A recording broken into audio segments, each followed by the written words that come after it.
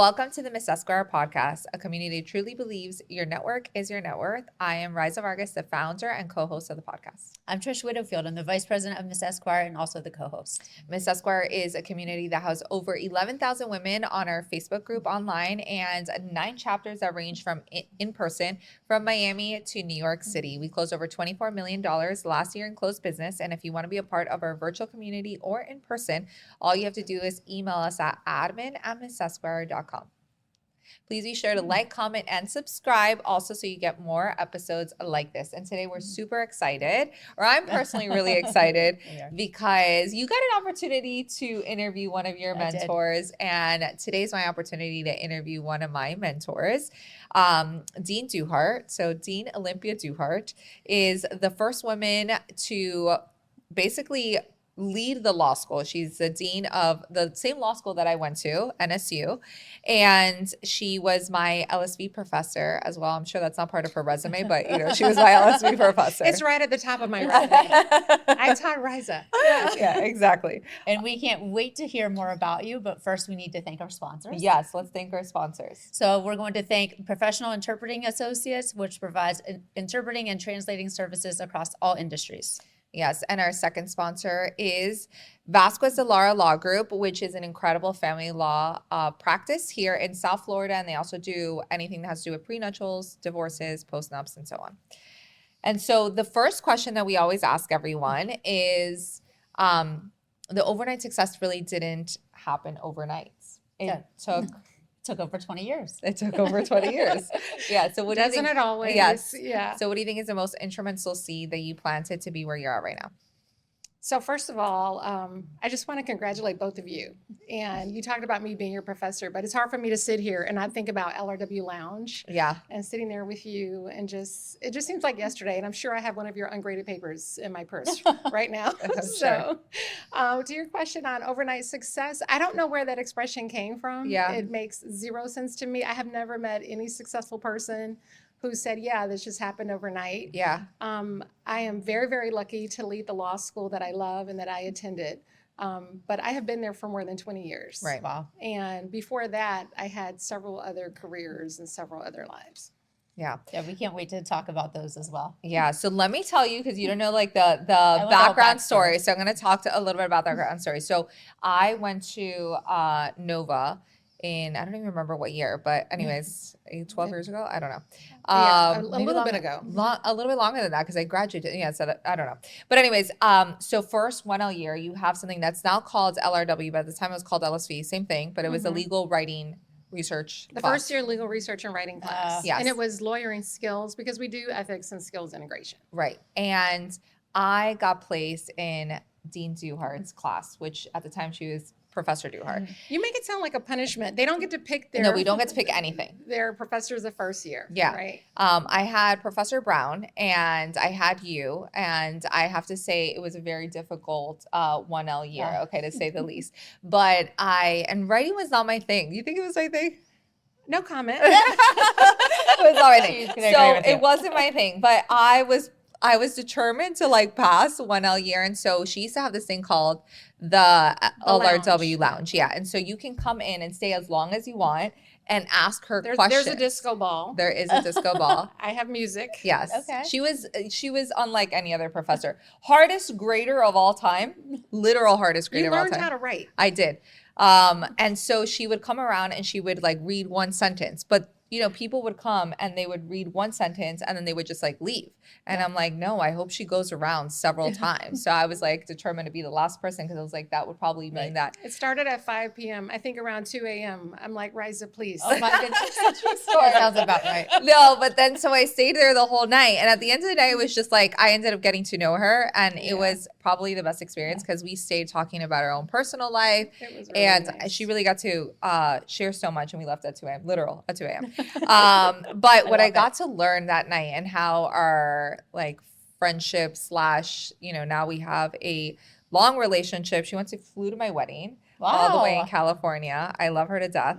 But I got to learn a lot about her background that night. And one of the things that she mentioned to me was obviously the impact that people that had raised her. And I want her to share a little bit about that. And also where she went to high school and what you actually thought you were going to do post high school. Oh, wow. So I talked about being at the law school for 20 years, and I was a non-traditional law student. I was in law school with my children. I had a 1-year-old and a 4-year-old when I started law school. So my husband gets a lot of credit. At the time when I graduated, Nova would allow you to buy an honorary JD for someone who really got you through law school. Oh, that's a really cool So idea. I know, isn't that a great idea? That is cute. So my husband got the honorary JD because he love it. really just held everything down at home while I got to do that. I had been in high school, I had worked at a newspaper. I worked at the Miami Herald, and I opened the mail, I did the phone, and then I wanted to cover some stories. And I was 15. Wow. And I was like, hey, can I write a story? And the editor's like, as long as you do the mail. And I wrote the stories that the real reporters didn't want to write. You know, this vet is 115 years old, or this lady put 5 million Christmas tree lights on her house. And it was just a really good experience for me. So I worked at the Herald through high school, through college, and then I came right out of college at the University of Miami, something we also share in common. Yes. And started as a staff reporter at the Miami Herald. So I ended up being at the Herald for 10 years. I started volunteering at a high school every Thursday, and I would go into the journalism class and I would work with these kids. And I really, really looked forward to Thursdays. And as much as I loved meeting people as a reporter, I thought, what if every day is like a Thursday? Yeah. So I just pivoted and became a high school English teacher. I had never even subbed. Oh, wow. I don't know what I was thinking, but I had an English degree. So they let me teach high school. So I ended up teaching at Marjorie Stoneman Douglas High School for 6 years. And I met like amazing, amazing students, really great faculty. It was an awesome experience. And then my husband was also a teacher, and fun fact, public school teachers don't make a whole bunch of money. Yeah, we know. So when you start having kids, we realized somebody's got to do something else. And I was like, you know what, I kind of thought about law at one point, and it seems to be the same skill set. Maybe I'll go to this law school down the street at Nova and go at night. And then I applied, and I was lucky enough to get a scholarship, and then I went full-time to law school. I love it. So I love hearing about that. But whenever you were younger, did you have any idea that you were going to go into journalism, into teaching, into law? I mean, what did the younger you look like, and what were your aspirations? Yeah, I was a very different child. I grew up with very, very loving women who just allowed me to think about anything I wanted to do. To my endless shame, at my 5th grade graduation, we had a little yearbook and a ceremony. What do you want to be when you grow up? And I wrote a German Shepherd. Well, that's attainable. I had a dog named Starfire who was just like super smart and cool, and I just thought he was the best. And I'm like, that's what I want from my life, you know, a German Shepherd. And I've thought lately about like, what does that mean about me, or how does that translate to what I'm doing now? But trying to be create security, create space for people, create companionship for people, to be present. Awesome. I love it. Tell me a little bit about the 2 women that influenced you. Because I mean, I think obviously we created this group really to impact women, to have women mentors. But like, I know you mentioned a little bit about, you know, growing up with 2 women that really allowed the space for it. But tell me what impact they had in your life.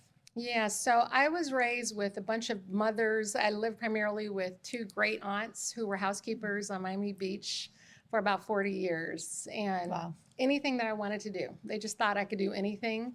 I think that faith that they had in me really informed a lot of my ability to take risks. I heard you say earlier, Rahysa, that lawyers aren't the best risk takers. Right. We're risk averse. Yeah, we are. We consult with risk compliance, risk management officers.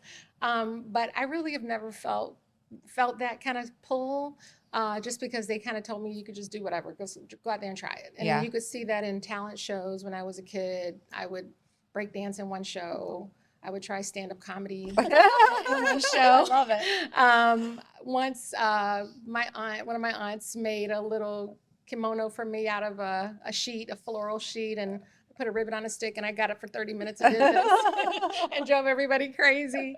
I played Feelings on the piano wearing like a white dress and a cape, so I just thought, okay, let's try it. And then that translates to what I ended up doing with my career, and in a lot of important ways, and what I'm willing to try to do now, as I'm very lucky enough to lead the school. Yeah.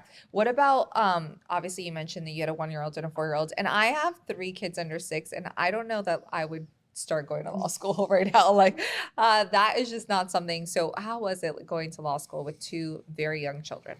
Yeah, it was really, really tough, but I want to give my kids credit too. I don't think they can look at another rice cake or a little yogurt. We tried to routinize everything. We were on a really strict budget. I was planning to go to school part-time and work. And then at the last minute, I just went, oh, I've got to go full-time to get this scholarship. I was really, really lucky that I got a full scholarship and somebody was willing to invest in my future. But that meant that my kids had to eat the same breakfast every day for almost 2 years. Wow. And it was rice cake, yogurt. Now I'm listening to it. It doesn't sound particularly healthy. No. Yogurt and maybe some Cheerios and juice. And I also encouraged them to like go in the refrigerator, open it when daddy's too busy, and just grab this little bag. So like literally my kids are like, I do not want to see those foods ever in their life. We also put ourselves on a strict dinner plan. So I can kind of remember the food that we had. We had like black beans and yellow rice on Monday. We had spaghetti on Tuesday. Wow. We went to my mother-in-law's house on Wednesday. So we just tried to like figure out how to buckle down and do it. At the same time, I think it was important for my kids to see their mom making a change, right? And I had to explain to them sometimes I can't do the field trip because I am in final exams. Because remember, I'm in law school. And then I brought them to school with me as much as I could for final edit weekend, for moot court practice. I was still very involved in school. And I was like, if I'm going to be there, let me just try to do everything I can do. I was lucky enough to work with the Innocence Project. So I did a lot of things in law school. And again, my family gets a lot of credit for that. My sister stepped up and helped me with the kids. Everybody pitched in. Yeah, and it's funny. I love that you brought that up because I find so many people have excuses, even when we do our meetings. Oh, People yes. are like, oh, I can't make it. I have children. You know what I mean? I have this. And, I didn't even recognize that you had kids that young because she was on like trial, like on teams for moot court. She, was super duper involved in law school. And whenever you spoke about it, it seemed as if you had just as much time as I did during law school, which I didn't have any children at the time. But thinking about now as a mom, it's like, wow, because there's, there's so much, like even bring your kids to moot court practice. I can't even imagine what that was like. Well, somebody like, told me when I had my first kid, one of my girlfriends said, they're portable. Like, just take them with you. And that just made a lot of sense to me. And I was like, yeah, so let's stick them in the car seat. I mean, I was a Black Hawk helicopter mom. So they were like, by the time they were 6, they were still in a car seat. I'm like, I wish I can fit you in there. But I would take them as many places as I could. Yeah. One, it also demystified the whole experience for them. And it just made it more fun for me. Yeah. Right. Tell us about your earlier career in law before you actually became a professor at Nova. I think that you did litigation. Yeah. Very, very brief. I was at Ruta McCloskey. I learned a lot. I started there as I think a 2L, that 2L summer, and I continued to work there my 2L year, my 3L year. And I went there for a year after I finished law school, but I missed teaching. I really miss teaching. And I find that people either love litigation or hate it. Were you in camp love or camp hate, or I kind think of I the would have middle? been in camp love. I still enjoyed it, but I really enjoyed the exchange I would have with students. Yeah. I have been teaching for 6 years. Since I became a professor, I'm able to still do some kind of work. I work with a nonprofit, and we filed a couple of amicus briefs at the Supreme Court on Nice. issues that are important to us. So I usually lead those teams for the organization I'm with. So that part is fun. I also think it's important for a professor to have that experience in litigation, experience in a law firm before they go into education, because unless you have that real world experience, it's hard for you to, relate. And the world is so small, right? So when we talk about networking, one of my partners that I was working with 20 years ago at the firm is now working with me on a regular basis. That's great. I Right? love that. I ran into someone Tuesday night. I went to an event, a fundraiser event, and then one of the associates who was at the firm that I was there, right? So we tell people all the time, the legal community is really It's really small. Very. And you don't get it until you turn around and it's like, this is my section mate, this is my Right. old professor, Yeah. or this was my supervisor at the firm, right? Was there a point in your career whenever you realized that the rules were different for women? Mm. Oh, that's a good question. I had one experience once, and I honestly don't remember the name of this judge. And I mean, this was not like in the 1700s. This was in 2004, maybe. I don't think it hurt the client, and it didn't really hurt me. It just startled me. I had a motion hearing, and the judge commented on the fact that I wasn't wearing pantyhose. Oh, I wow. remember you told me that. And I was kind of like, what? 2004. Huh. Yeah. It was surprising to me. And I made a deliberate choice not to do that because our firm was across the bridge, You had to and to walk. deal with the anxiety, right? I would take the walk, and we're in Florida and it's hot. And I thought, okay, I don't need to do this. So that was a little striking to me. In other instances, I've had experiences, and I think every woman in any discipline has experiences where someone's sort of mansplaining Yeah. or talking, and and when you're younger, you have to think about, okay, don't apologize before you say something. Make sure you speak up when you have Right. something to add, Mhm. and don't be afraid to say no.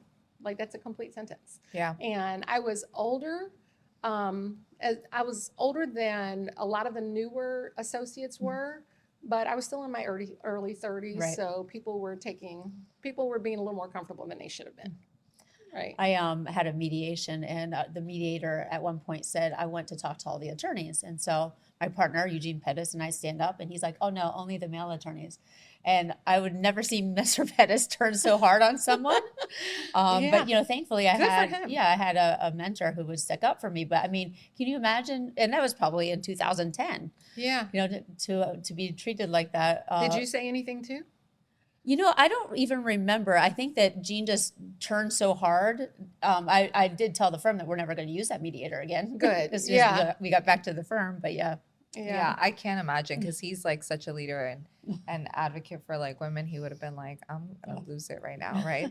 And you're always stuck. Like, do I say something or because we're still thinking about our clients, we're thinking about relationships. And then you're just thinking about, is it my job to educate this person? Wow, You know? I'm never stuck on should I say something. I'm gonna say something. To be clear, it's never crossed my mind that we shouldn't say something. I'm like, excuse me. Yeah, sometimes you just say excuse Yeah. me, but sometimes you can say, hey, I was actually speaking. Yeah. but And thank I you. think I did say, Yeah. I'm the one who's been working on this case. Yeah. I just recently had somebody like a male who, he's older than I am. So he's like, do you know how long I've been practicing? I was like, not long enough, because you clearly did not understand. And he was like, okay. So like, please don't, because the minute you open your mouth, I'm going to say something. But talking about being the first woman to lead the law school in the last 50 years, what does that mean to you? I still feel like I just kept checking. I'm like, are you guys sure? Because what's going on? We're in South Florida, Right. It's 2026. We've had women who served as interim deans, know. but to be the first permanent dean of the law school, crazy. it blows my mind still. And I tell anybody, I am the first, I will not be the last. Of course. Right. Our school is really special. And you know that. Like, one of the things I love about Nova is we're a family. The students are awesome. The faculty members have been so supportive. It's a little strange because some of these faculty members I'm supervising now were my faculty members. Yeah. The staff has been there for a long time too. The alumni has been one of the best parts. I'm kind of torn between the alumni and the students, but it brings me back to my first job as a reporter, getting to meet people, getting to listen to their stories, getting to figure out like what they love about the school and how we can plug them in. Yeah. Being a woman, I don't know if that's made it, it has created some extra additional work. I've seen another speaker here talk about kind of invisible labor, being the first, like come out here and be the first dean or be the first woman and talk about this at this panel. And initially I was like, this is additional work that a male dean wouldn't have to deal Right. with. But then I kind of leaned into it because it's a privilege to talk about it. Yeah. Right. So I'm like, this is a gift I get to use to elevate this school that I want to support. Yeah. You know what? It's funny that you mentioned that because it's like, as women, if somebody even told us that we were the first, we don't even think about it as like, I mean, it is a privilege for sure. I mean, we're first generation and our families also go to law school and graduate. But I think it's more like we should have, I don't know. Eugene Pettis mentioned this in his interview and he's like, it's just, it seems like it should have come way before Yes. this. Oh, you know what I mean? absolutely. And that's kind of like, I think the only perspective is like, I don't know why it took this long. You know, the question being like, why did it take this long? Right? I was trying to fact check it because I'm like, this can't be right, you know, because I think about the women that I went to law school with. I think about the women I've had the privilege of teaching. I think about the other women leaders in the school, and I'm like, why hasn't this happened before? Right. Yeah. You know? And I'm so happy it happened for you because something about like Dean Duhart, I had many professors in law school, but not every single one has the same impact on you. And I would say like, So I'm your favorite, right? you are, Okay. you are, and you Yeah. know that because there is an award that I got that's called The Elion the Award. Elion Award that basically is called the Impact Award. So one student a year gets it, and the law school like nominate. I don't even remember how like the The way it professors works, nominate. the faculty, you're being modest. The faculty votes on the student, Right. the graduating student who has had the greatest impact on the on the college school. of law. Nice. Yeah, So the faculty votes for the student, and then that student picks one faculty member. gets to select the faculty member who's had the best or the greatest impact on them. So obviously I picked her. Aw, And that's so beautiful. obviously she won, Congratulations, yeah. you both. I did Thank win, you. and then I that's impact, great. and then I gave her the awards, and somebody else won and gave it to you too, right? Mhm. That doesn't count though. It was the first one and only the first one that matters. Okay. Moving on. But not every single professor I think leaves an impact. And I think you always were so intentional about like seeing how we were. I mean, there was people in our grade that had, or a section that had issues and people that passed away, and you were so intentional about always being them Thank you. through the good, through the bad, and this is why when it was time for her to apply for dean, she's like, I don't know if I am going to. I was like, excuse me, like you are the only person that should be applied, you know, because Yeah. you've made such an impact on every single student that has like walked through your class. And even after that, you know, I mean, there's people that loved you that have never had her class. You know, they're like, I love Dean Duhart. I was like, you don't want her grade. So, okay, she's only giving one student an A and it ain't going to be you, trust me. It's just, you get so much energy from being around people. I'm like, who wouldn't, you know? And the one thing that makes me switch jobs or think about other careers is my fun factor, you know? So I want to say like, this is a big plan I had. I'm going to be a reporter. I'm going to hone my research skills and communication skills. Then I'm going to teach, and then I'm going to go to law school, and then I'm going to be a litigator for a little bit. And then I'm going to get into, no, it's just Right. what's fun. I like doing this. Love the energy I get from being around students and just watching them develop into lawyers and thinking about the humans. Yeah. Right. The fact that we working with humans all Right. the time Yeah. is a real gift. Now, I didn't go to Nova, and I've only seen you on the periphery, but I mean, I can always see your energy, and it sounds like from a professor, you're always involved with the students, and it seems like even now as a dean, you're just saying that you're at an activity or at an event the other day. It sounds like you poured all of your energy into it. Yeah, I think they deserve it, right? I think they deserve it. And I'm also trying to model, right? You're always teaching. Right. So this is going to be better for everybody if we try to support each other, right? Not just the law school, Right. not just legal profession, but life. If we try to work together and try to figure out like where's the joy in connecting with other people. And all of this is really about relationships. You know, successful businesses are about relationships. I saw your podcast with a couple successful marriages, right? And then just trying to figure out how do I fit into this and how can I help somebody along the way? I love it. So let's talk about your leadership. Obviously, this is a new role that you're stepping. You've always been a leader, though, because I know you've been president of SALT and a lot of other different organizations. So what do you think are the biggest disconnects still that exist between how we talk about women in leadership and what actually happens behind closed doors? You know, I subscribe to this leadership principle that was advanced in a book by Dr. Keltner, The Power Paradox, that great leaders really focus on empathy and gratitude. right? I mean, once you boil it down to that, that can inform a lot of decisions that you make, trying to put yourself in other people's shoes and Right. think about how it's impact, even when things are kind of dicey and difficult to manage, and then trying to find gratitude to center like the hard days and to really enjoy the really good days. As a woman doing this, I am mindful of the fact that if I'm empathetic, if I'm expressing gratitude, would I undercut somebody's ability to take me seriously, right? Because there's a stereotype that's so pervasive that women are emotional. Yeah, okay, well, yeah, of course we are, but so are men. You know, Right. a lot of emotional men too. But once you sort of remember that these are your anchors, and at the law school, the mission is kind of simple: put the students first, right? Put the students first in everything that we're doing. So having that context underneath the iceberg can make the work that everybody sees a little easier to navigate. It gets Right. rough sometimes, but if you're kind of figuring out what's happening, all right, the students, does this help the students? Right. Right? Every decision that we're making, and that's part of the university philosophy too. So that's why I'm kind of happy that I'm working with new administration at the university as well. Have you seen patterns with females, whether it be your students, whether it be your faculty, whether it be, you know, other colleagues, and how they negotiate their roles, their salary, their influence?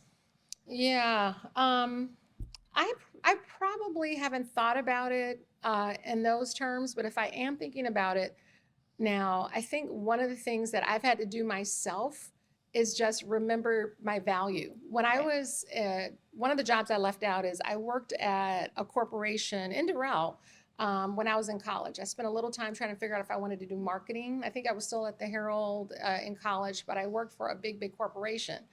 And I was really, really good at writing. I was very, very young. I was maybe a junior in college. And I was used to making minimum wage, which I think was like maybe $4 and Oh, change wow. at the time. I know. I'm waiting for like the little Instagram where I turn it to somebody from like the 1800s. Like this was in the late 1988 or something like Okay. that, right? So I was used to making minimum wage, but I had started writing for the CEO of this company. Oh, wow. I forgot how I ended up in a position where I could do like some ghostwriting for him. And then they were going to give me like $60 an hour. And I'm like, oh, no, you know, and I actually said no. I was like, oh, no, it's not that hard, you know. Oh, and I was wow. like, no, I like doing this. And this is an honor for me.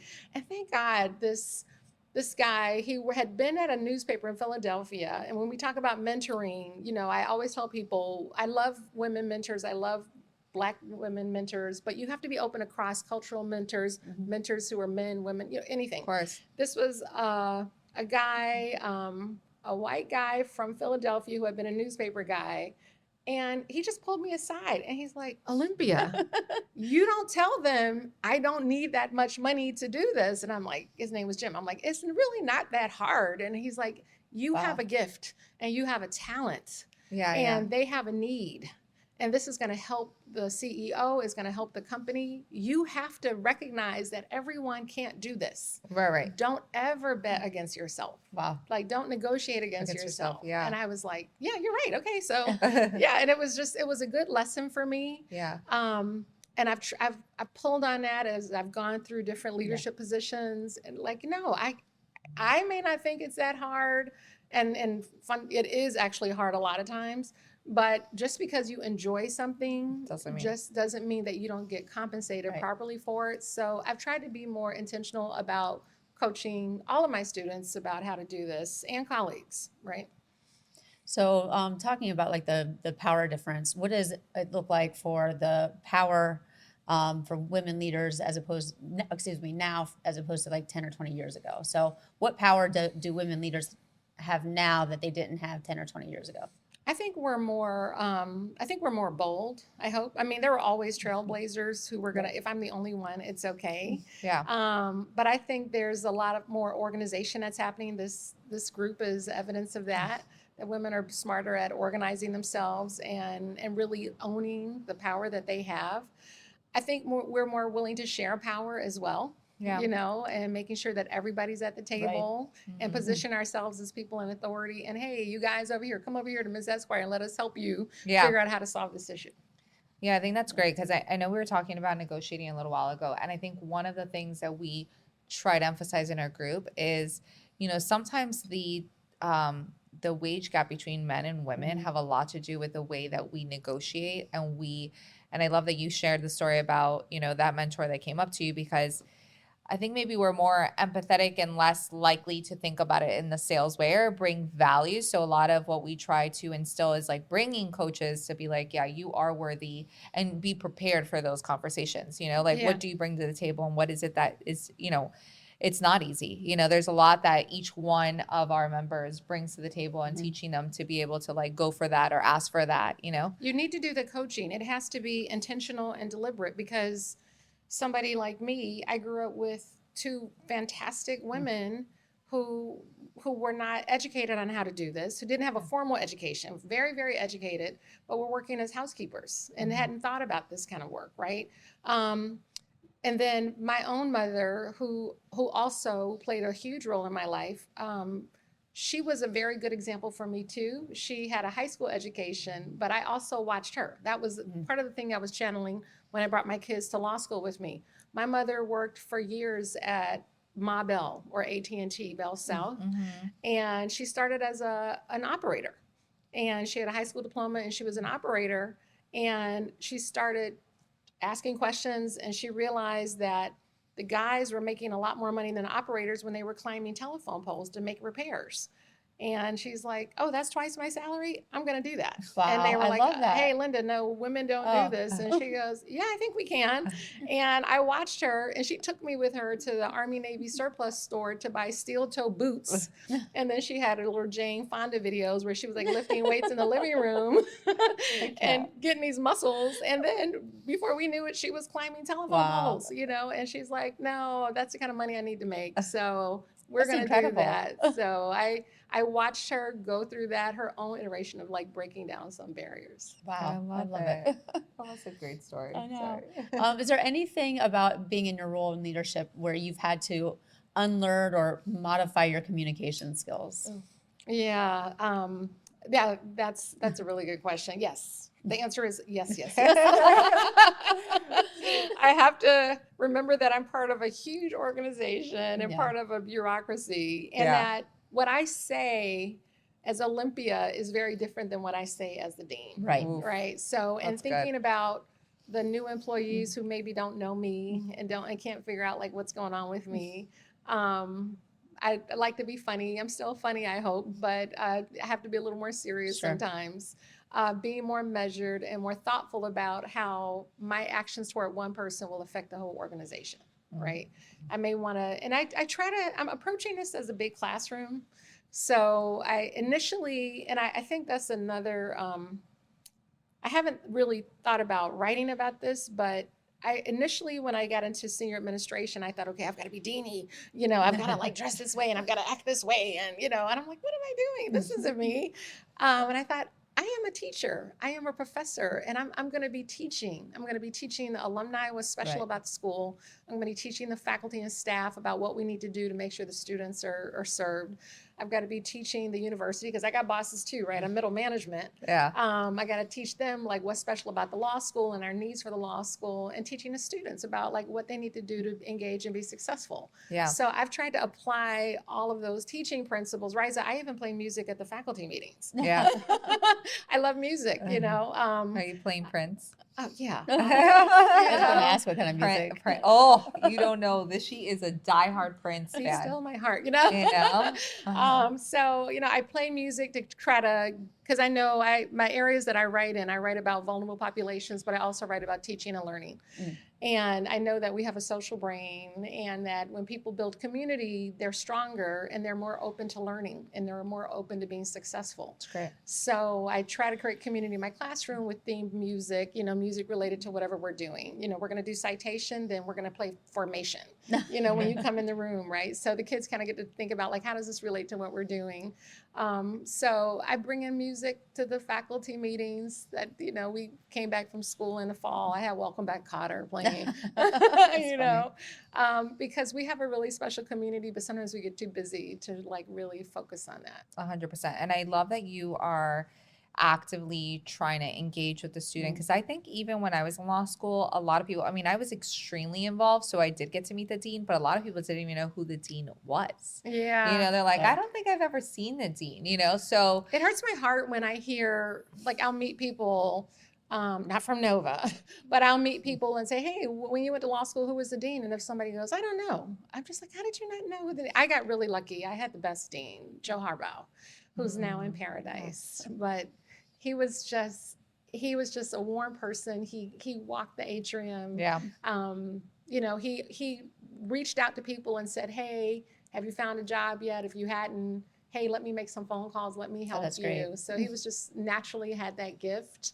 yeah. And that's the kind of dean I aspire to be. I love that you mentioned, but because I know there's a lot of things that are coming that you're going to be doing, and what is the impact that you hope to make on the law school as dean?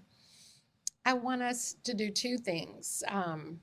I do not want us to be the best kept secret in Broward County. I have heard Great. that since I was a student. And, you know, I want us to, the second thing I want us to do is really meet our potential, you know, because I know that we're a school full of potential and promise. You know, I know that. When we bring these kids in, a lot of times the students that we see, they're often first-gen professionals, right? They're taking a chance, and I want to make sure that they get to realize their dreams of becoming lawyers. I love that. And I think one thing that sticks out with Nova is that it is a very small community. I think there's, you know, even whether it's it's a special place, you know? I mean, I had Arcabasio, even Professor Arcabasio, let me live at her house, okay? I don't think there's a lot of people that have those kind of stories. I lost my house in a hurricane. And then Professor Arcabasio was like, do you want to come live in my house? I was like, what? You know? So I always share that story because it shows the heart of the school, you know, where it's more than just like professor student, you know, it goes so much deeper than that. And I don't think every school has that. That's why Every that's so school special. does not have that. And I have a Professor Arcabasio story too. She thinks I'm going to say that she gave me the lowest grade I got in law school, which is true, a C+. There's still time to change the grade. But my Professor Arcabasio story is when I was on my first moot court competition in New York. And I was so nervous. And when I get really anxious and nervous, I'll get a nosebleed. Oh, no. And like I started, you know, may it please the court, blood, you know, coming down. I was like, oh, but I was like, the whole weekend was insane. Surprisingly, we did not advance. I don't know what they, you know, like, wow, I got up and bled on the judges and we didn't advance. And I felt terrible because, you know, you think that this is the most important thing and you forget that this is really a teaching experience. And it's hard to be the coach. And I've coached moot court, and I know you've done trial, you know, trial teams, to be there when the kids don't advance and they put in all this work and you're trying to like lift their spirits. So we were in New York, and Professor Cabasio is from New York, and she said, well, we're going to go meet my friend and have dinner. And I was like, I don't want to go. And I was like, I don't have clothes. And she was like, here's some pants, because it was cold. And she brought some pants to the room, and she's like, try on these pants, wear my pants, and we're going to go. And it's a funny picture of us in New York with one of her friends from school, and I think I have like her little pants. But that's the kind of the faculty that we have. You know, they always go above and beyond. How do you think law schools are actually preparing women to thrive in business environments, or you think they're just to survive them? Oh no, I think law schools are thinking about how to prepare women to thrive.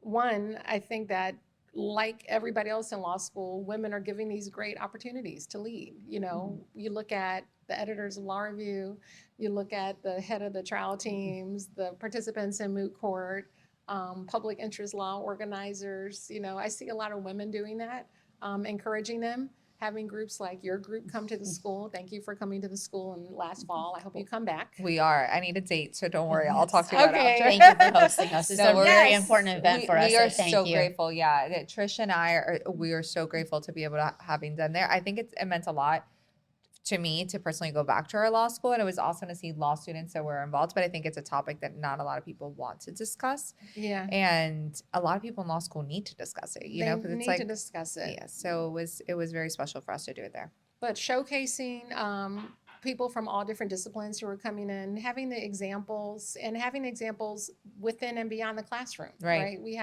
I look at my senior admin team, I have so many women in these positions of authority. And then I look at the men who are there and being supportive of the women who Yes. are in charge. Equally as important. Yes, yes. What do you think female students are worried about now that's different than like 10 years ago? Probably a lot of the same things that they worried about 10 years ago. I hate to say it, trying to juggle, trying to make sure that they don't get stuck. A lot of women who have partners who are practicing law or in law school, it doesn't matter what happens when you get home. What's for dinner?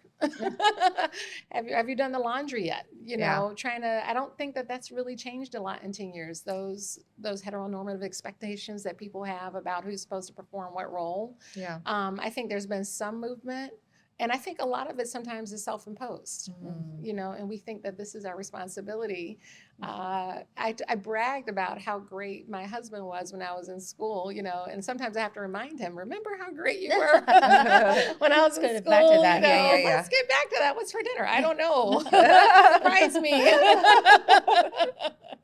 So I think part of that, really hasn't changed.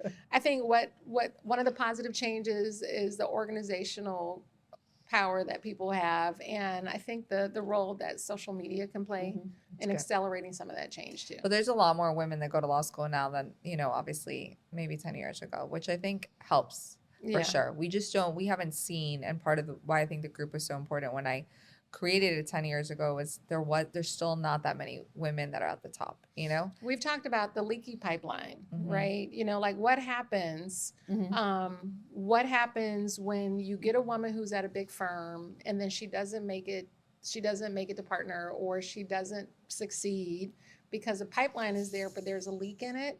I think having people think about how we can be intentional about supporting women. I had a mentor when I was in law school, let me change that. He was not a mentor. He was supposed to be a mentor, but every time we got together, instead of talking to me, and I forgot how I connected with this person. I think it was like a group, we're going to come in and we're going to mentor some of these students. He was just asking me, for busy work. It was like, have you thought about any good restaurants that are around here? And I'm like, no, I don't want to talk about that. I want to figure out how to do this, how to do that. I'm like, are you just checking a box? And I was older, so I'm like, I want a new mentor. And please remove him from the list. We don't need that. Yeah, that's bizarre. Yeah. And you talked about, some self-imposed barriers. So I just wanted to talk about barriers for women. Are they really barriers, or are they confidence issues? Is it cultural? What is going on? I think all of the above. I think it's also exposure, when we talk about not having people not knowing that you're supposed to be doing these things. One of the things I really want women to do is negotiate a little harder. Right. And no, actually, and it starts even before students come to school. I've learned. Students will say, hey, this is great. Thank you for accepting me. What kind of scholarship are you going to offer me? Oh, yeah. And this school offered this. What can you do for that? Or this is my summer internship. This is amazing. What else can you do to make this appealing for me? Yeah. Right. Some of it is self-imposed. Some of it is just not knowing that this is the way the system works. But it could also be first generation, because I didn't know that was a thing until my legal assistant was applying for law school, and she got into pretty much every law school, right? Good for her. And she's brilliant. In fact, I told her to wait another year, maybe selfishly, but no, also because I knew she got 2 extra points. She was gonna make a difference of her getting 100%. And I was like, do not go get debt. Just take the test one more time. I was like, were you crazy? And so she got into UM, which was her dream school, and she also got into FIU, and she got into Nova. She got into, but UM only offered her 50%, and I was like, email FIU to see if they'll give you more money than that. Anyway, she's going for free. She's currently in law school, but she ended up emailing everybody. And I was like, then she's like, oh, it worked. I got 100%. She kept calling and calling. But there are people, like you said, if you don't have a single lawyer in your family, or even if you have a lawyer in your family, because that was not accustomed 25 years ago, right? So your dad could be a judge, but you don't realize this is the way this works. So one of the things that's going to help everybody is having access to so much more information now. Right. right? You didn't know before. Now you have to be careful and not get overwhelmed with all Right. the information or get distracted by the cute little white crusty dogs that are on Instagram, right? But encouraging people to take advantage of that power that they have and all the information they have to make a deal that's good for them, that makes sense for them. That's great. You're obviously involved in a lot of organizations through your position. That's an understatement. What ones have you seen that are getting it right, who are really instilling the values and helping women really become leaders Ooh. I gotta think about that. and valuing women at the table? Yeah, besides ours. Yeah, can I say the current group No. as well? I am involved in a lot of organizations. I'm going to pull on some of my teaching hats now because one of the organizations I've been involved with is the Legal Writing Institute. It's for legal writing professors and for the Association of Legal Writing Directors, right? So 15 years ago, we didn't have I'm a legal writing professor at heart. You know, I teach constitutional law. I teach feminist jurisprudence sometimes. I'm teaching bioethics this semester. But legal research and writing is in my blood. I've always enjoyed writing and I love writing, teaching people, even challenging students how to write. I was your favorite student. Yeah. I'm still going to go back to the no comment from earlier. Yeah. I wasn't a good writer. In fact, I will say, I wanted to say that like I remember going to your office like in tears because I didn't think I was going to get through the next year.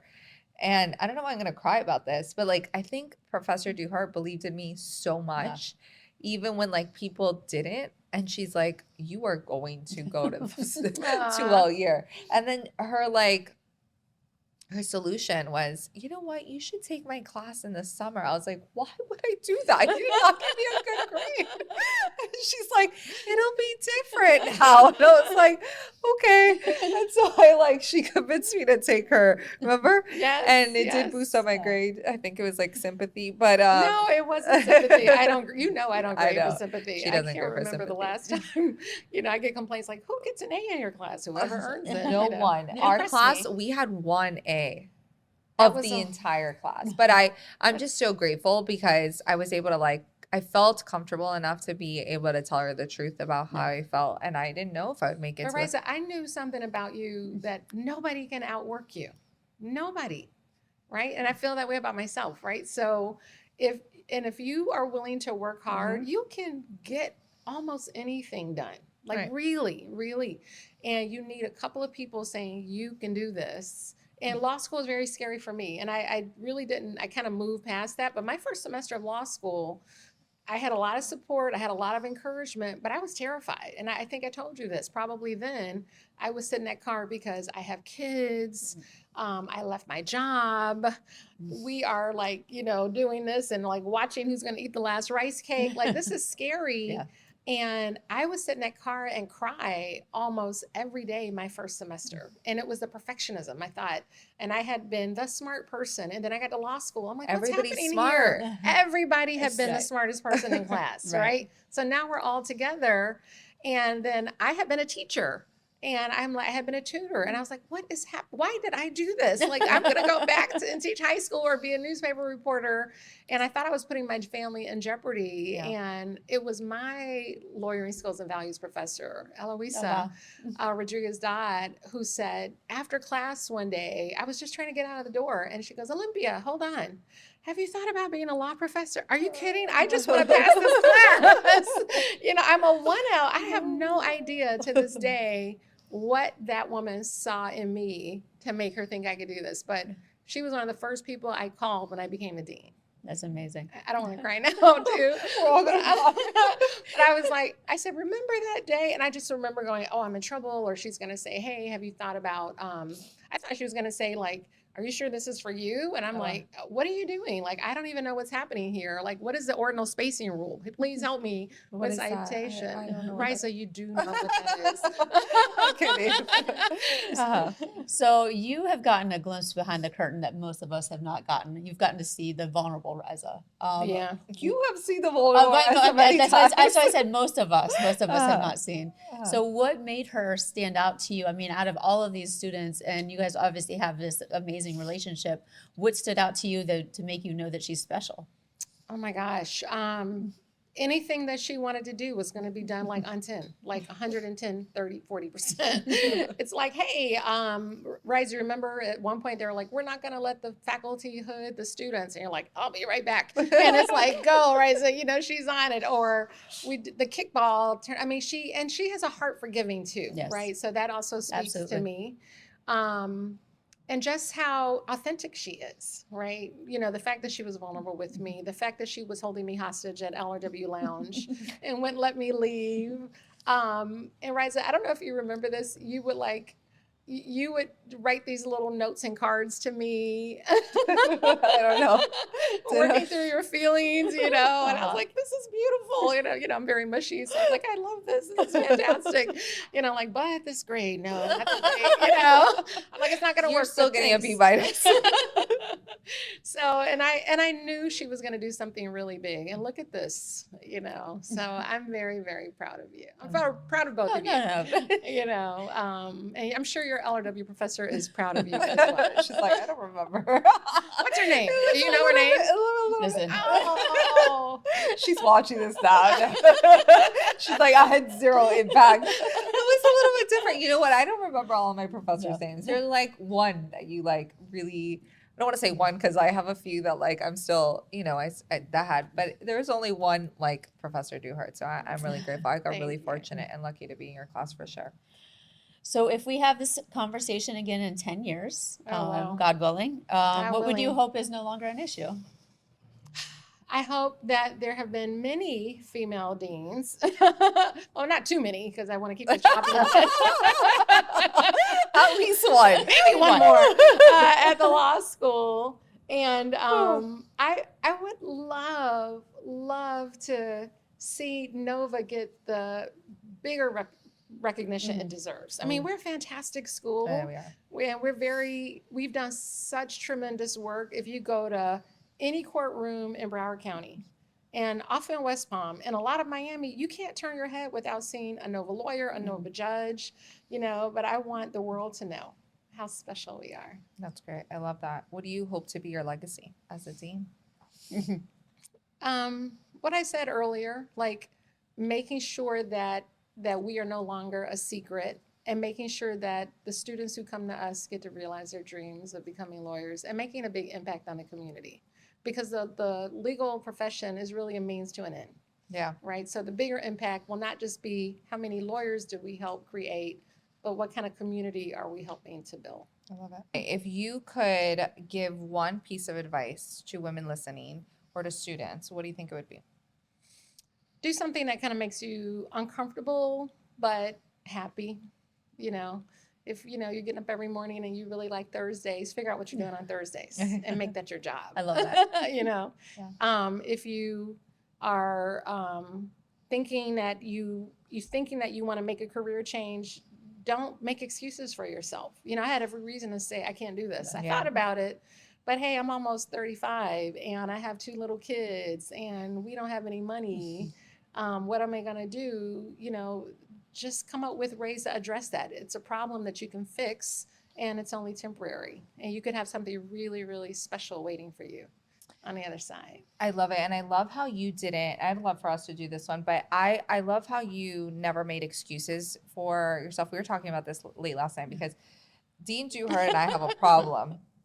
We don't say no to a lot of opportunities or things that get put. And I was like, she's like, I don't know if that's like a good thing. But then I was talking to her about how I do feel like God doesn't call everybody the same purpose. And I think a lot of opportunities also come in, or a lot of ideas and visions and things, is because he's like, I'm not done with you yet. Yeah. And it's not everyone's story to write the exact same thing. I think you've had a lot of impact in different organizations and things that you've led.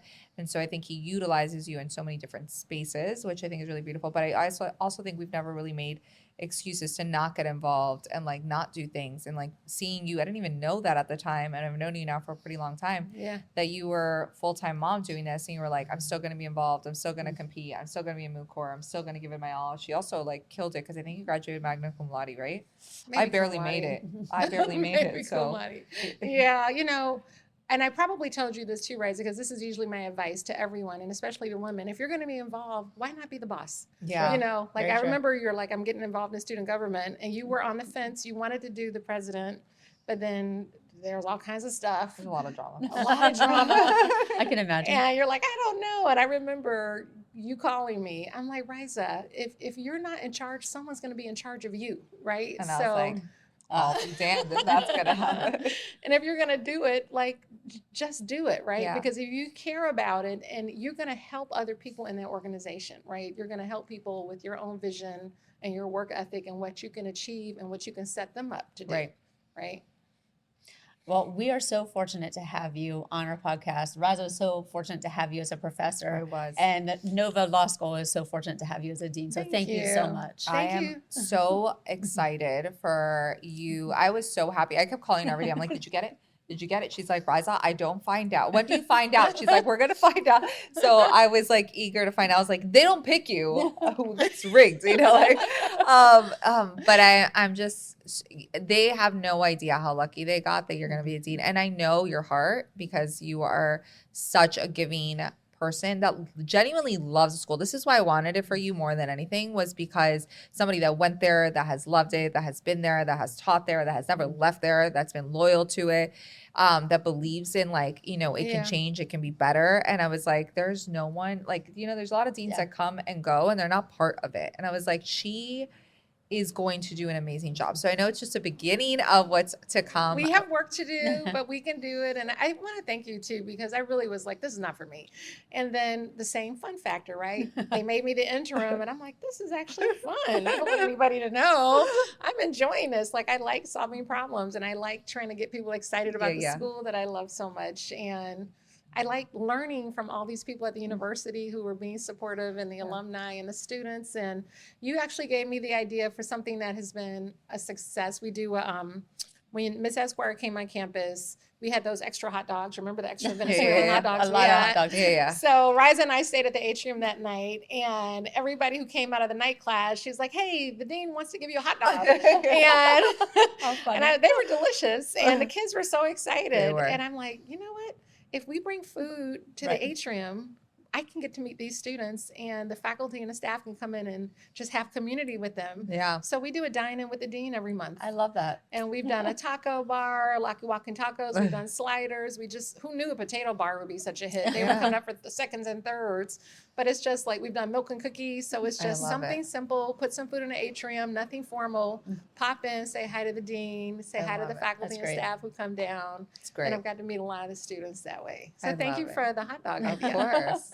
I'm there for the next big idea. Okay. You certainly I'm give your all. So the, Well, we the want to school should be revive super the happy. kickball. We're gonna do it. Yeah, so We're- we want to do that. we'll I've do it. challenged one of the deans of the medical schools. I think we should challenge both of the medical schools That's to great. do like a med mal ball. I'm excited. So Well, it was an honor. Thank you so much for coming. Thank I'm so you. happy you said yes. I know you're super busy. Trust me, I know. And she's like, no, but I couldn't say no to you. Aw. I can't say no, but I didn't want to be the one to ask you. I about know. it. Next time we'll flip the script. But we're super grateful. Yeah. Thank you, Professor Dean Duhart. Dean Duhart, I'm so for professor, joining us today. Thank you. both. So all of us at Miss Esquire hope that you continue to grow your network and your net worth until the next time we see you on the next podcast. Yes, and if you like episodes like this, please comment, like, and subscribe. And for more information on how you can join our in-person network or virtually, email us at admin@missesquire.com.